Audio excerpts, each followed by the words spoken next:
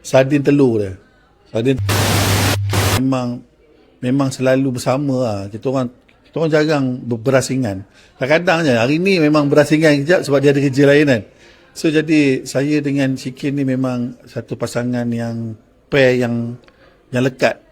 Yang lekat. Dia seni, saya seni.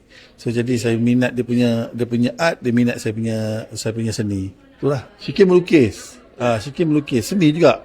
Dan dia pun selalu teman saya nyanyi. Kadang-kadang saya nyanyi lagu Fabulous Cat, dia nyanyikan empat perempuan semua. So sejiwa lah, sehati sejiwa. Kita orang buat apa yang kita orang suka. Dan sekarang ni kita orang tengah keluarkan drama series dekat TikTok dengan YouTube kan. Oh saya selalu support dia. Saya selalu bagi semangat kat dia, buatlah. Buat, jangan tak buat. Dan saya akan kemar rumah. Saya akan kemar rumah, basuh baju semua untuk dia melukis. Tak nak bagi dia bebanan. Tapi masak je saya suruh dia masak.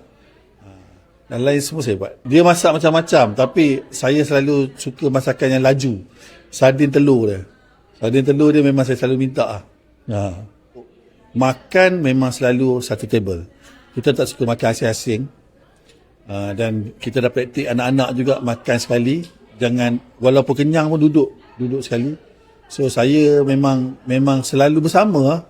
Selalu bersama makan semua. Jarang asing. Sebenarnya dia dah lama dah pesan kat dia. Belilah baju loose kan. Kalau boleh baju tu biarlah baju lengan panjang tutup aurat. Sebab yalah sampai bila lagi nak buka free hair. So every time beli baju cakap gitu.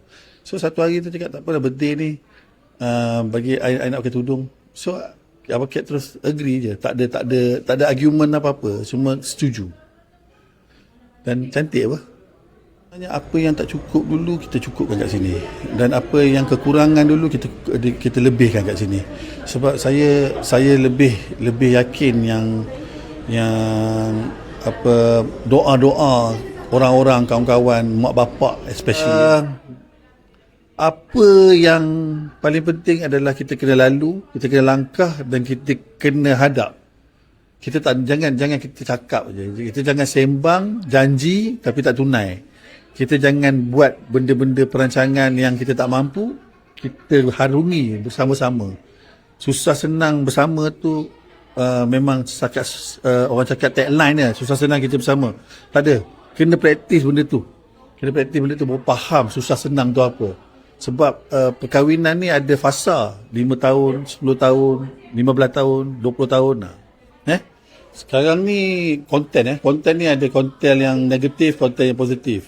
Dua-dua konten ni dia orang mana yang nak sanggup melalui benda tu. Yang negatif, yang sanggup melalui benda tu, yang positif. Sebab yang positif selalunya orang tak suka nak tengok. Orang suka tengok benda-benda yang aib. So jadi ikut pada orang tu lah nak buka aib dia ke tak. Tapi bagi saya sangat jagalah aib tu.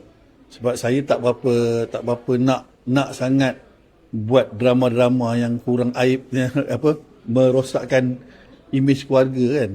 Tapi tengok pada konten juga, tak boleh cakap. Kita bukan tak support, kita support je, kita suka je tengok. Kan? Cuma kita kalau boleh kita tak nak involve.